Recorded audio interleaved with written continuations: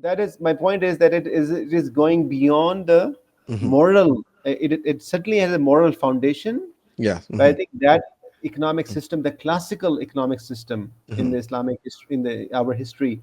certainly was functional, was Yes. Hmm. organized around certain principles, Hmm. which were not just moral, but also looking at things like consumer protection, like Hmm. free markets, like Hmm. limited government, Yes. distribution Right. of wealth. So those were the actual answer. Those were the actual issues Hmm. which Prophet Muhammad Sallallahu Alaihi Wasallam Salam. Hmm. addressed, and since he was himself Hmm. an entrepreneur, a very experienced merchant in his time, Hmm. so he knew, I think, the economics from his experience also, and bringing that in together with his moral framework, Hmm. uh, was the beginning of, I think, the classical economic system.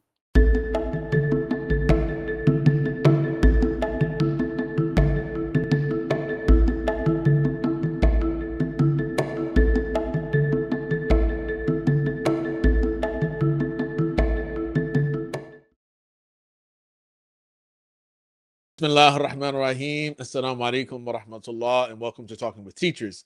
Today we have another special guest, that is Dr. Ali Salman. Ali Salman is a Pakistani-based economist and public policy expert. He is CEO of the Islam and Liberty Network and executive director of the Policy Research Institute of Market Economy. He previously served as CEO of Ideas, a prominent think tank in Malaysia. Salman's research brings together important Islamic concepts and economics, presenting them clearly and concisely in his book entitled Islam and Economics, a primer on markets, morality, and justice. I've had the pleasure of writing the preface to this particular book, so I really feel special and honored to have this opportunity to speak today with Dr. Ali Salman. Assalamu alaikum wa rahmatullahi wa barakatuh. Walaikum assalam wa rahmatullah, brother Dr. Abdullah Ali. What a great, distinct pleasure and honor to be with you here virtually in this recording in the studio. Having known you over the years, having also offered Juma prayers with you, behind you, MashaAllah. and Yeah. now with it's a great pleasure to be with you. Thank No, you for your. alhamdulillah. Yeah, as they say, as Morpheus said, the pleasure is mine, right? If you know that sort of scene from the Matrix, right? So the pleasure is all mine. But may Allah subhanahu wa ta'ala bless you and continue to benefit others through your work.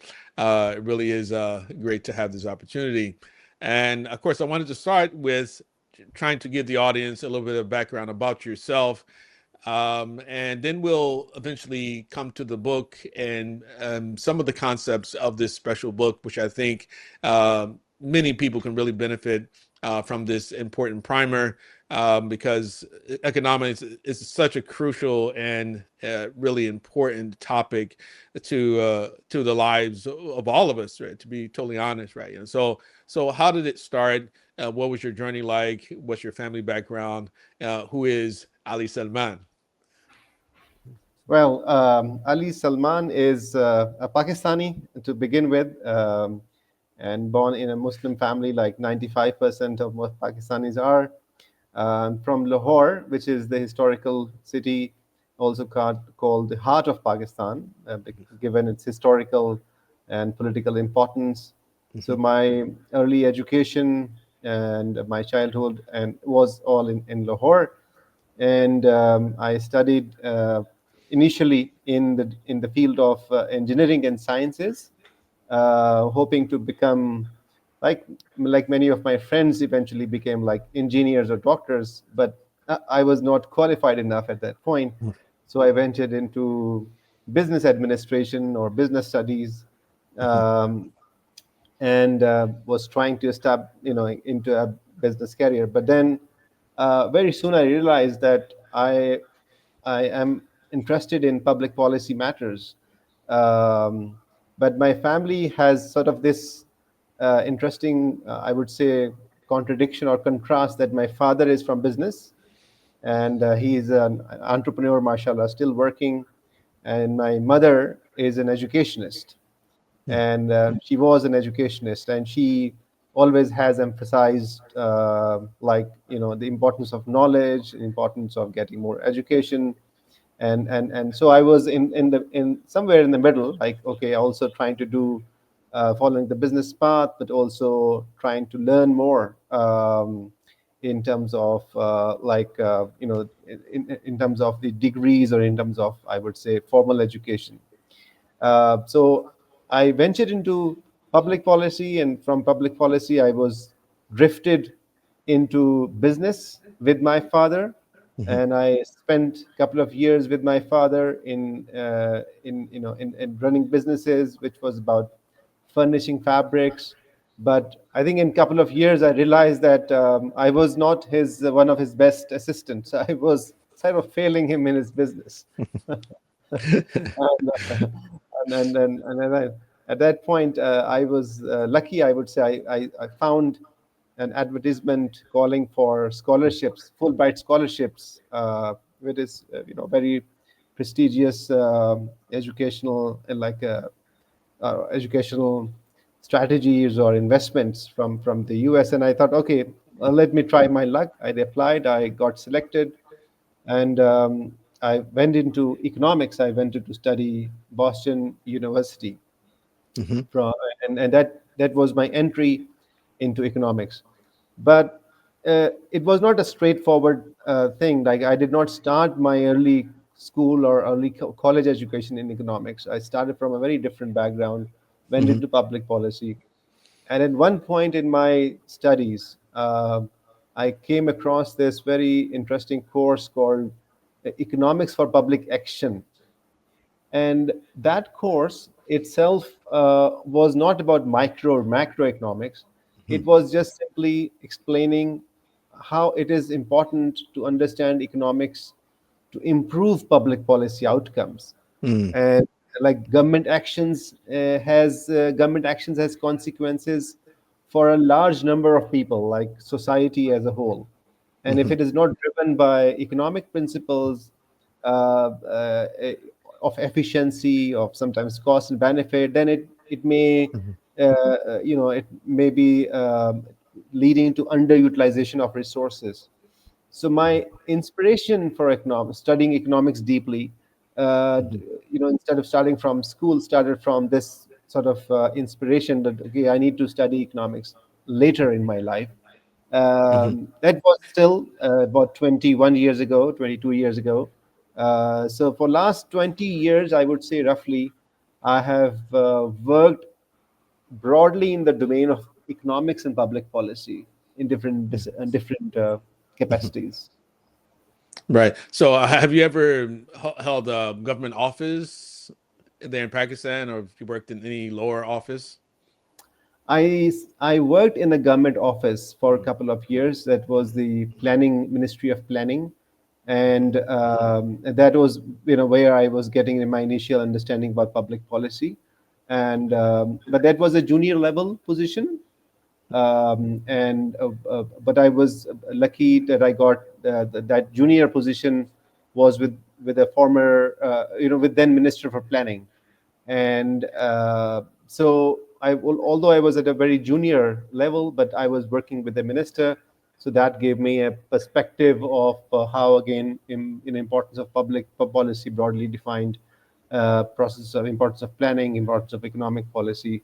um, and my studies were later, so I was doing practice, but then I think getting the studies was a bit later part for my life. Oh, okay, okay, okay. I mean, what about your religious education? I mean, when did that start, or how much did you get of it? Mm, So while I was studying, conventional for conventional degrees, even and at my undergraduate level, I was going on my own informally to different religious institutions. So if I don't know, how much you are aware of Lahore. So Lahore is a place center for, all the modern and classical, like, religious movement, religious social movement, religio-political movements. For instance, Jamaat-e-Islami, Mm-hmm.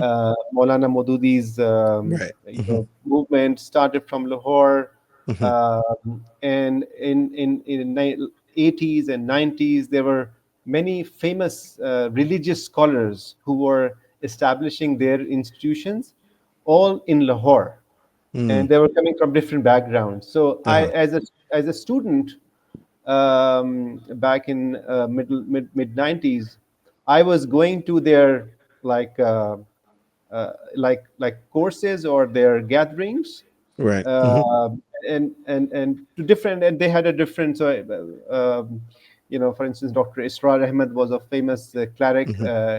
and I was attending his lectures, and then I found an important religious scholar who is now in US, Javed Ghamidi, Mm-hmm. uh, and Yes. I Mm-hmm. sort of beginning to like him, and started attending his lectures, Mm-hmm. and later on, my sort of formal, more disciplined approach to understand Mm-hmm. religion was under his institution. There was a course which I attended, Mm-hmm. Foundations of Religion, I think, Mm-hmm. and Foundations of Deen, and then that was my, I think, my more of a formal understanding, Mm-hmm. uh, uh, and religious training, I would say. So largely Mm-hmm. self-trained with Right. some degree of mentorship from Right. Some or religious scholars. Yeah. Right. Mm-hmm. religious Yeah. scholars. Yes, yeah. Right. Right. So I mean, so it seemed like your family was, of course, more of a professional sort of type of focus family. Well, your mother said she was into education. What did your mom teach? What was her main When areas of expertise? she was, when she was active teacher, I mean, Mm, she is now a grand mother, so having her time now, enjoying her mm, time with the family. But when mm, she was teaching, she was teaching high school, um, Urdu, and especially literature, mhm, and language mm. were her topics or subjects of interest. And Yeah, so mashallah. my, Mhm, my exposure to language, mhm, English and Urdu, mhm. began with her. Yeah. Right. Yeah. Right. So earlier you made mention of micro and macroeconomics, and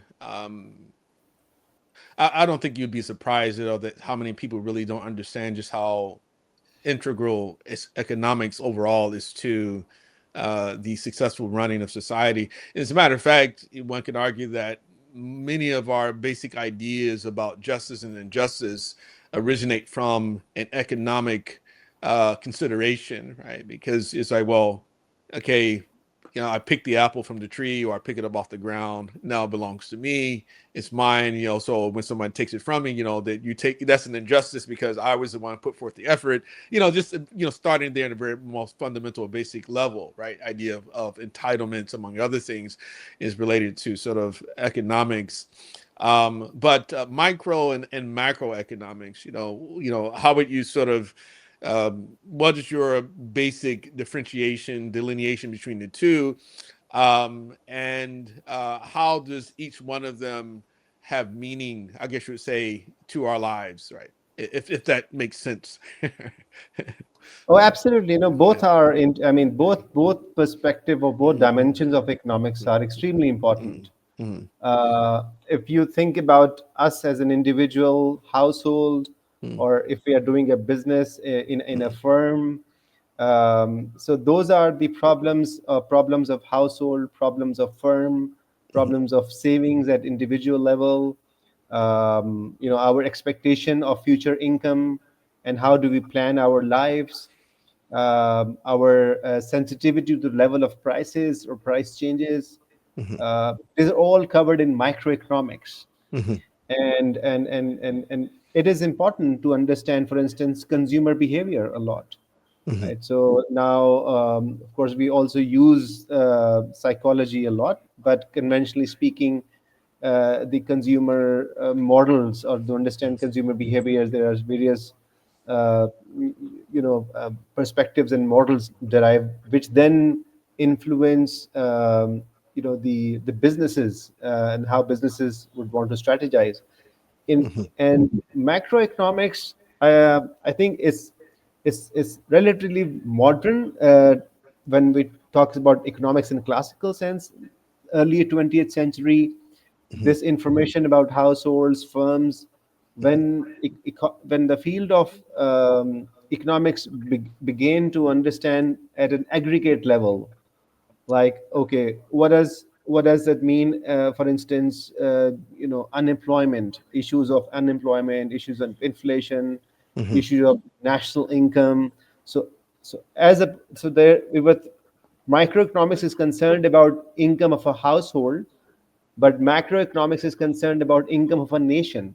Mhm. And so that's one of the major sort of differences. But of course, income of a nation at a simple level coming from a sum total of income of individuals, firms, Right.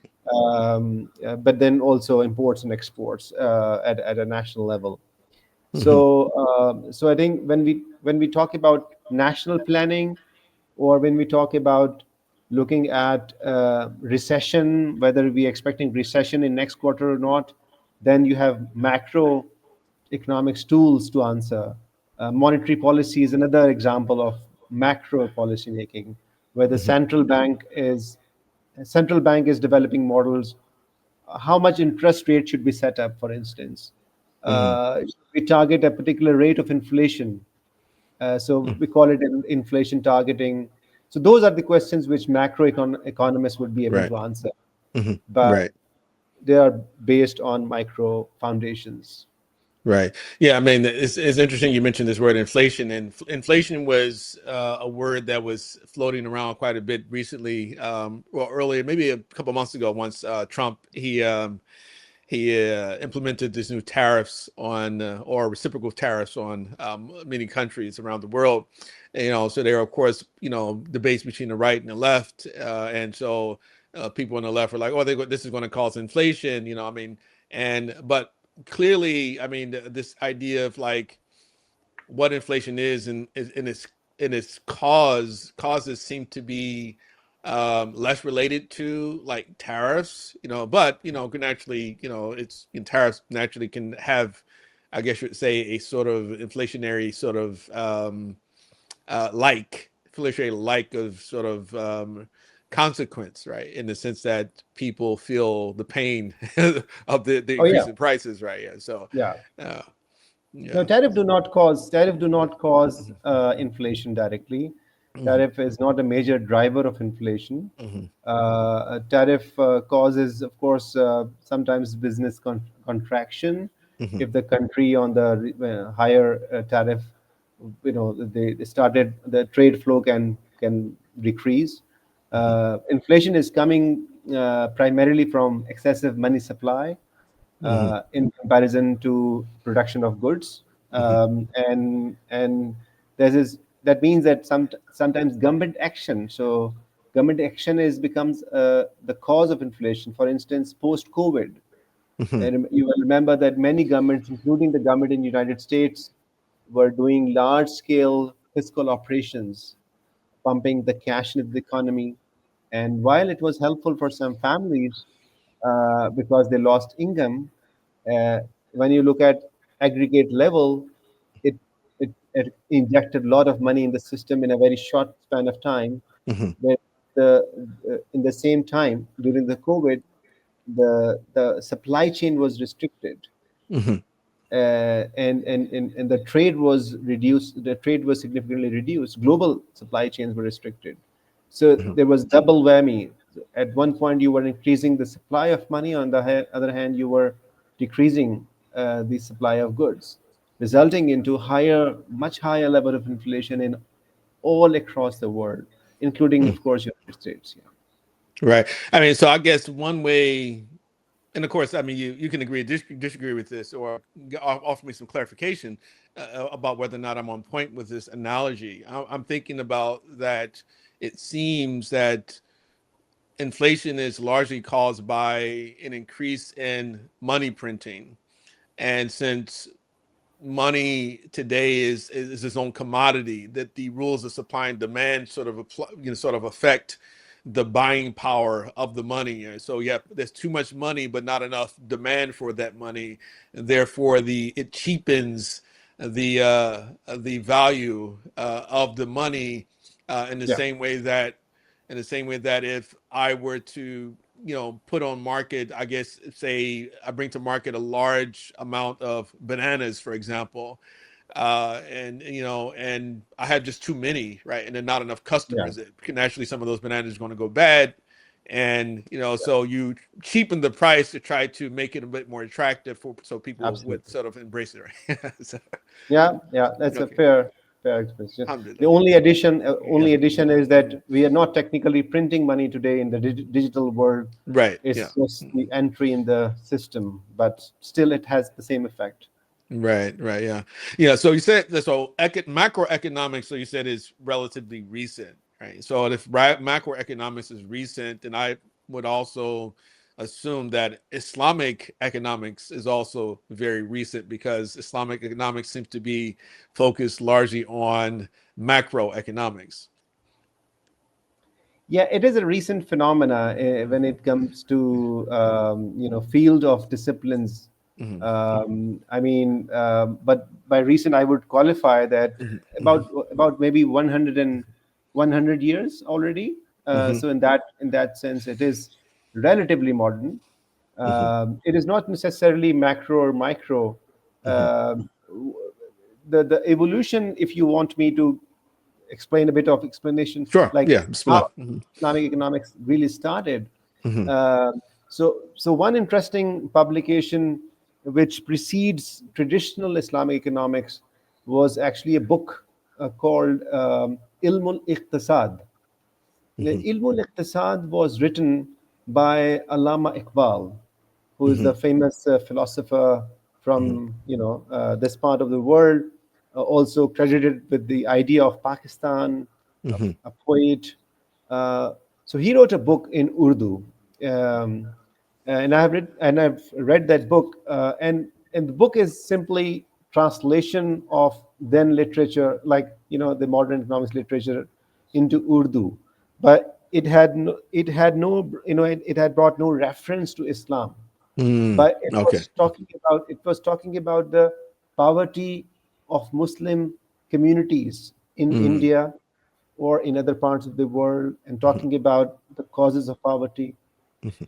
But a few years later, it was Maulana Mawdudi Mhm. who was criticizing a lot of systems from the West, colonial system in the West, and then he was also criticizing the economic system. Mhm.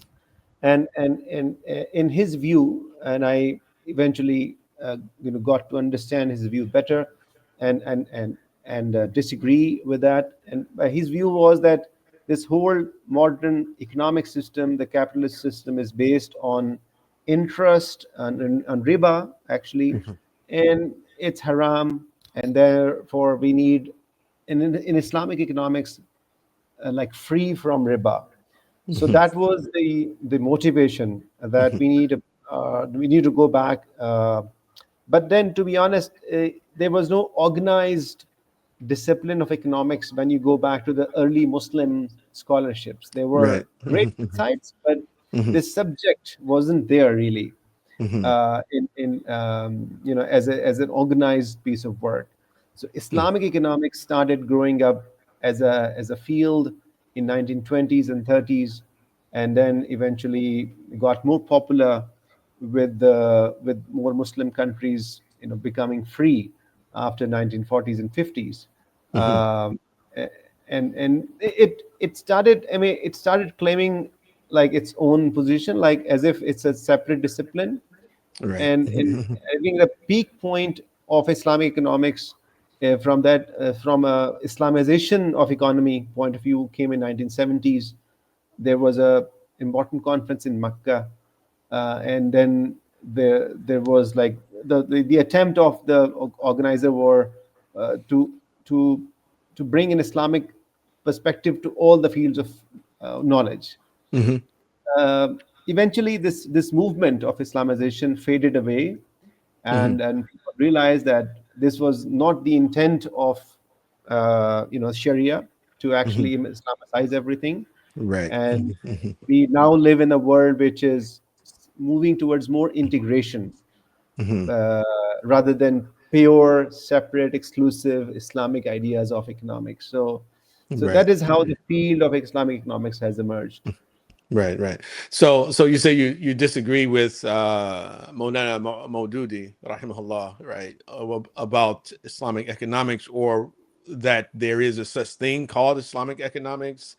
What in what particular areas or ways would you say you disagree with him? So I think his main premise, or his main premise of the criticism of conventional Mhm. system of economics was his idea of savings, and his idea of how the wealth is created.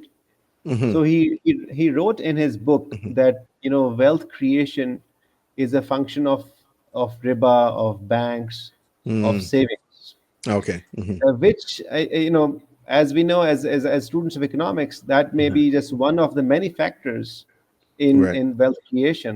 Wealth Mhm. is created because someone is creating a value, a trade Mhm. is happening, technology is developed, Mhm. and then you create wealth by transfer. It Right. is not just a financial matter, but Mhm. he was looking at just from a financial perspective, Mhm. and not from a broadly economic perspective. Right. And but somehow this message or this thesis Mhm. was accepted by complete generations Mhm. of Islamic scholars. Mhm. And I think one of the things which they were trying to fight was also, get rid of a colonial past, and then they thought, Mm. okay, better to move out and find a new direction, and Mhm. that's sort of that that got the boundaries of knowledge and politics a bit blurred at that point.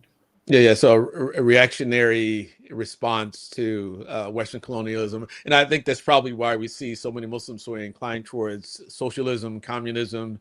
Absolutely. So it's like a reaction. Okay, the West is capitalist, then we're going to be communists. If they're, or we're going to be socialists. If they're into individualism, then it's for us. It's about communalism.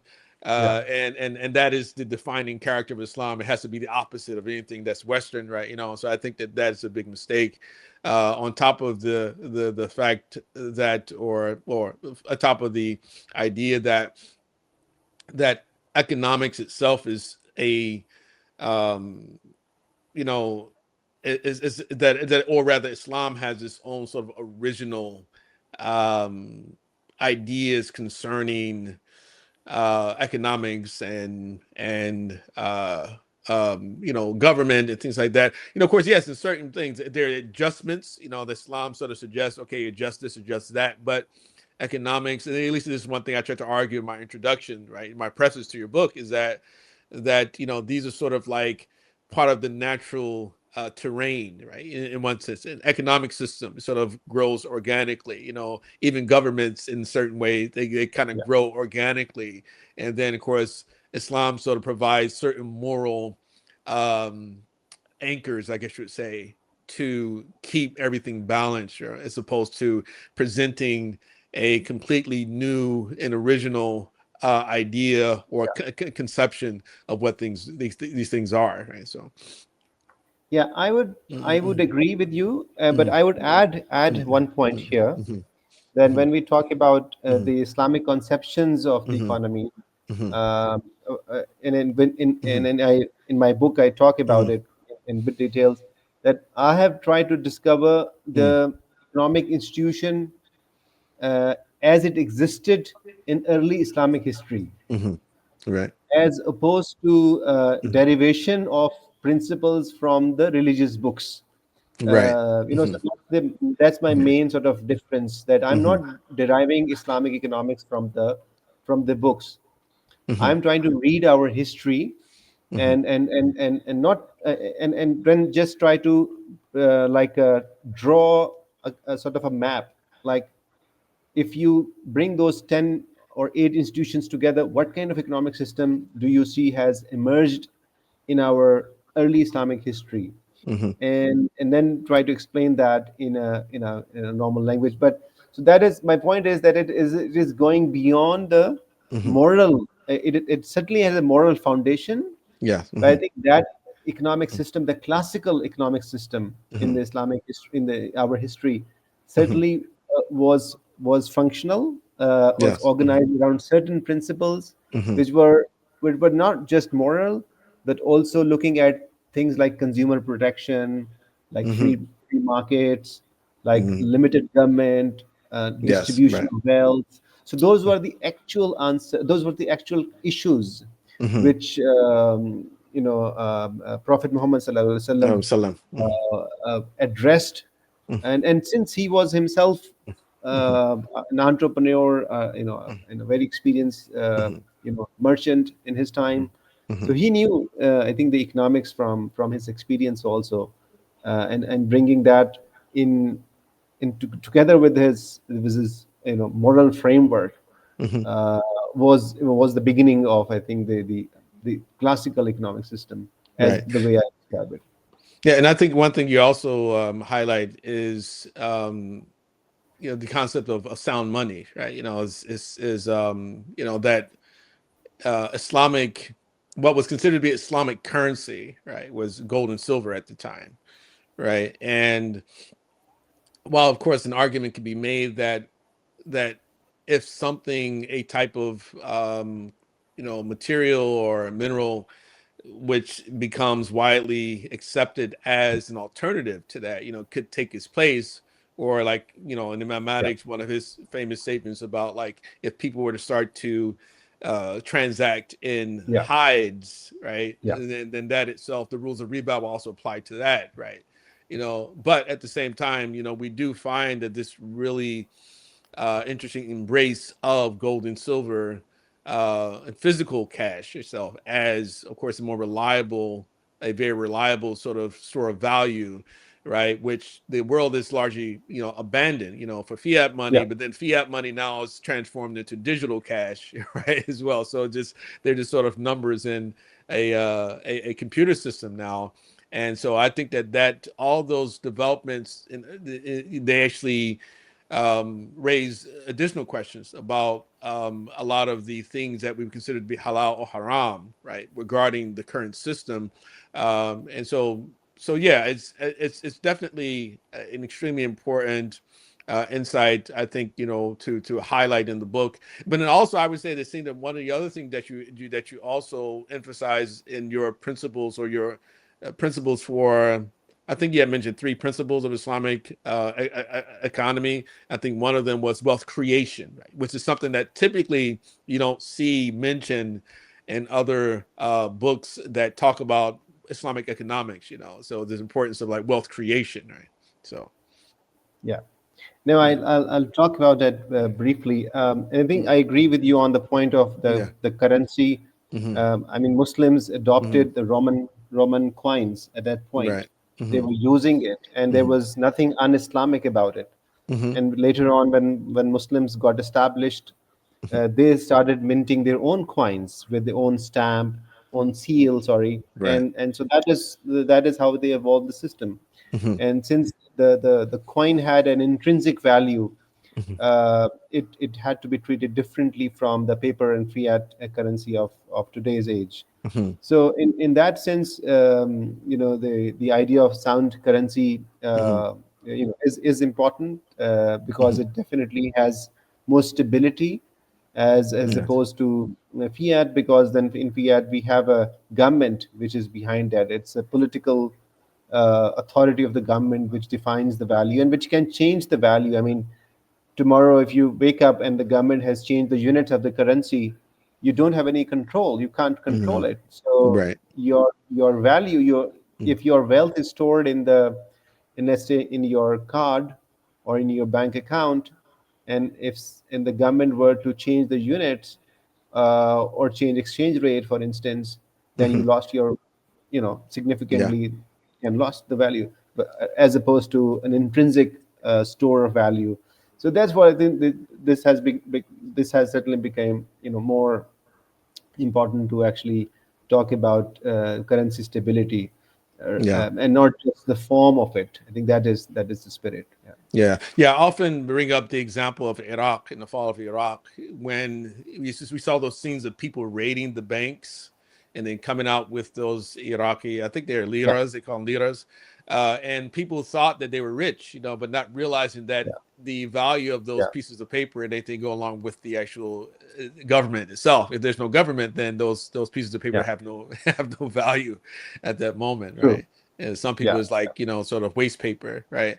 So yeah, and which really brings up another important topic. I don't. This is not something you dealt with in your book, but when we start talking about digital currency, right? So now there's a big explosion of like this we call the cryptocurrency and alternative currencies to the fiat currencies which are available, and of course most of that's available in the market is Bitcoin, but there are like more than 20,000 different types of what they call cryptocurrency. And then, of course, governments have been lashing out at people who've been making a lot of money off of this, of these coins and currencies. And so, on one level, I can understand it, where you say you want to make sure that people are just not just simply gambling away their money and just like pyramid schemes. On the other hand, one feels that government should not have really a say so in what I'm allowed to buy with my money, right? So it seems that that's yeah, that kind of So if the two of us decide that I don't know um, pieces of hay or stacks of hay, they constitute a certain dollar value, and if I'm going to purchase something from you, I give you a certain number of stacks of hay. Who is the government to tell me that that's not a Yeah. valid type of currency, right? So but fiat currency sort of centralizes the whole thing and say, well, it's not money unless we say it's money. And I think a lot of people, they have this misunderstanding. They think that money is determined by the government, or value is determined by the government. And so I do think that needs to change. Yeah. Yeah, indeed. And digital currency certainly brings more complication to the subject, Yeah. um, but its spread also means that the credibility is coming from the network effect. So, number of people using it ultimately would determine the acceptance and the credibility of the currency as a tool. It is being used by many. I think there are still debate on the the Islamic aspect of it. I am not the best expert on that subject, so I would avoid giving a clear answer on this. But I have my suspicion because this cryptocurrency is created from a system, and there's also a lack of transparency is there, and which wasn't the case. Let's say if there is a clear benchmark of currency like gold and silver, uh, which you can easily relate to, and in the crypto, this is being created from in the system, from transaction, from a ledger, so to speak. And we don't know, and again, it's controlled by maybe a program, maybe the Yeah. individual. So I would be cautious about that. Yeah, right. Yeah. So outside of course, the issues of the economy, I mean, are there any issues which you would say are the most pressing issues of the ummah at this particular moment in time, right? So, um, what would you say would be like the biggest challenge that Muslims have today, in your opinion? Well, if you look at for instance, debate at the level of ummah, I mean, if we, for instance, for a moment, let's consider, just for the sake of argument, the Organization of Islamic Countries (OIC). Let's consider it as a benchmark of overall direction of ummah, because they represent the Muslim majority countries, 57 countries or so. And if you look at their background, I think they are they are sort of caught in a debate about conflicts mostly, or reacting to conflicts. Yes. about conflicts about, for instance, it started from Masjid al-Aqsa, and still we are talking about Mhm. mostly about Gaza, and which Mhm. remains, of course, a very major tragedy Mhm. for humanity, not just for Muslims. Right. Mhm. It is not just a Muslim issue; it is a human issue.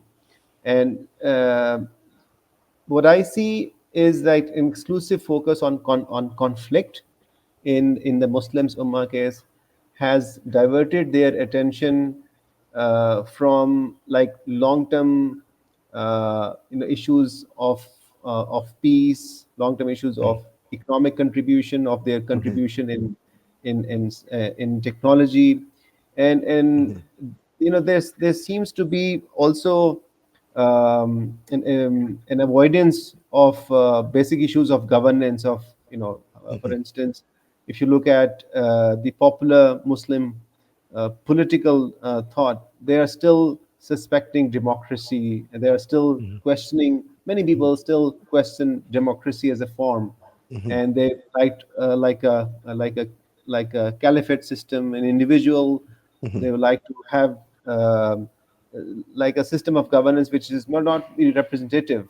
Mhm. um, and there also seems to be, I think, uh, in many parts we see that they have control on natural resources, but then they are not being able to convert those natural resources into the wealth for Mhm. their people.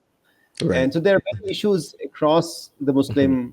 um, Muslim world which I see, and in my work in the network, which is called Islam and Liberty Network, which you mentioned, uh, we talk about largely about absence of freedom, absence of Mhm. a free society in Mhm. a Muslim majority countries Mhm. as a major hurdle Yes. in creation of peace and creation of prosperity.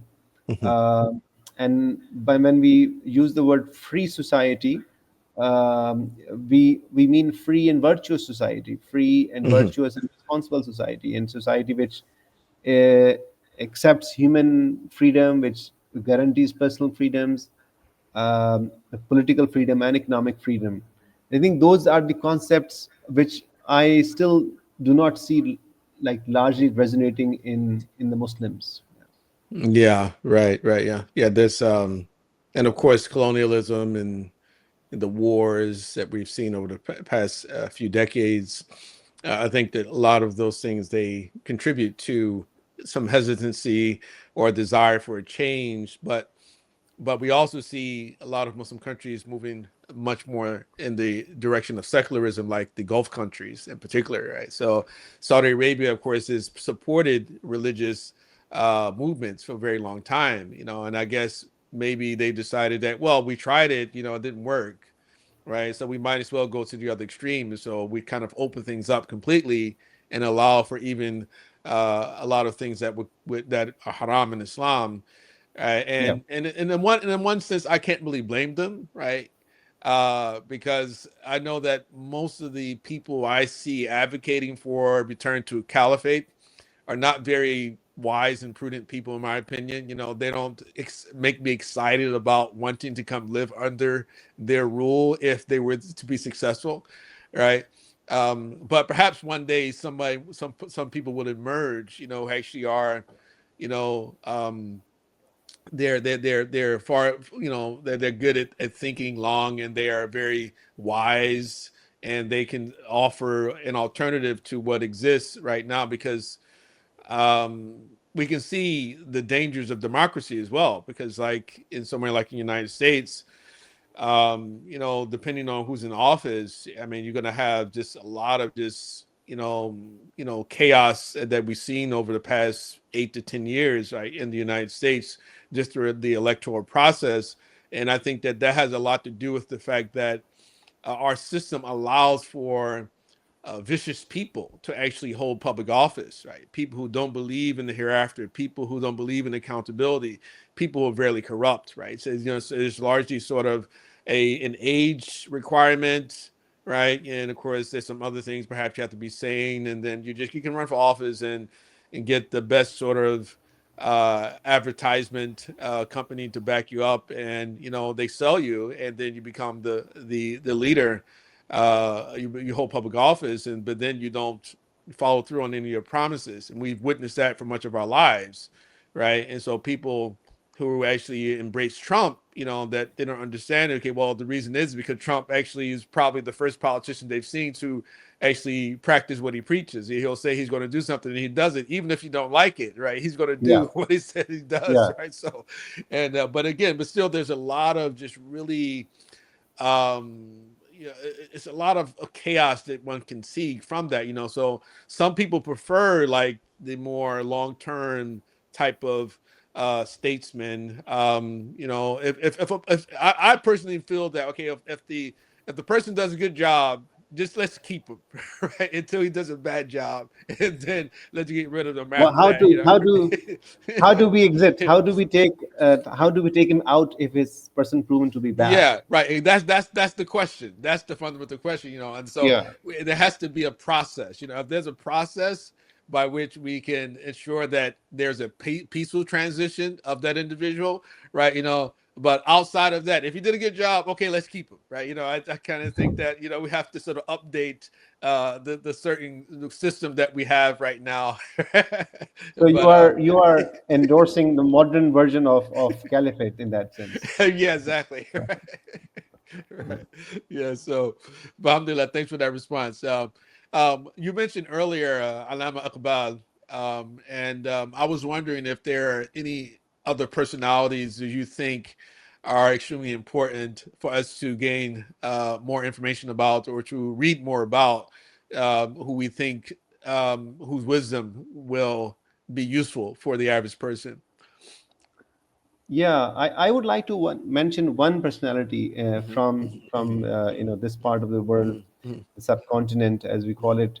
His mhm, name was Syed Ahmed Khan, and mhm, he was knighted. So we normally refer to him as Sir Syed, mhm, and so he is a figure of enlightenment from our perspective. mhm, He was late 19th century, early 20th century, and he was employed. Initially, he was a British civil servant, mhm, but when he got retired, he started talking about the importance of education for Muslims, and he mhm, saw that Muslims in India were lagging behind in each walk of life, mhm, economically, scientifically, mhm, in terms of business, and the British masters were there, but then also other nationalities, Hindus, for instance, they were much ahead in terms of education. So mhm, he started talking about that instead of physical resistance. So because there was this also a resistance movement for freedom, mhm, which he actually criticized. So Sayyid Ahmed Khan became well known for his criticism of an armed resistance to British. mhm, mhm, And he said, well, this is not wise. For us, for Muslims, it is important to understand modern tools, modern mhm, education. And he established institutions. So he was not just writing books and making speeches, mhm, but he established the first Muslim modern education system in Aligarh in India, which is now a part of India. And that sort of institution became the first breeding ground for independence of Muslims, but from like a ground where the middle class professionals, Muslims, would go, would get education, still part of the larger Muslim culture and Muslim values, but then uh, talk about getting freedom, talk about becoming more active part of society. And I think Sayyid Ahmed Khan's personality and is extremely important. And he also wrote an interpretation of Quran, mhm, which became controversial because he was looked at as a very sort of extreme form of rational or scientific mhm. explanation, Right. looking at the Quran from just scientific explanation point of view. Mhm, But he was able to sort of steer debate and raise fundamental questions. So he was a reformer, uh, and also an establishment. He played a role in establishment of institutions. I think his personality is very important, and probably he was the first stepping stone, one of the founding fathers of Pakistan, actually, in all practical sense. MashaAllah. Yeah. This is Syed Ahmed Khan. Yeah, I'm familiar with him, but I really do appreciate, you giving a little bit of a more background of about who he is, who he was, and he definitely contributed, to the, I guess you'd say the reform movement, right, in the Muslim world, and so a lot of us don't realize how much we're influenced by the different ideas of many men like him.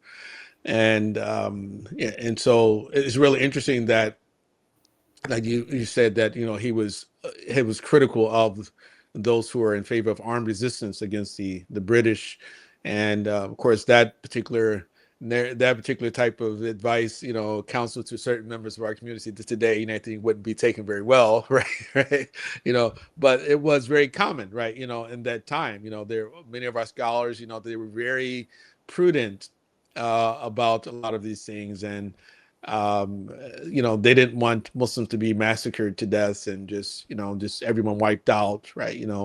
Sometimes there's a time when you're strong, there's a time that you're weak, and you have to sort of adjust to those different moments. In times of strength, you're grateful to Allah. In times of weakness, you endure the afflictions and you pray, and you act wisely, right? So yeah, alhamdulillah. Absolutely. Right. Appreciate that. Okay, one final question. So if how can someone follow your work?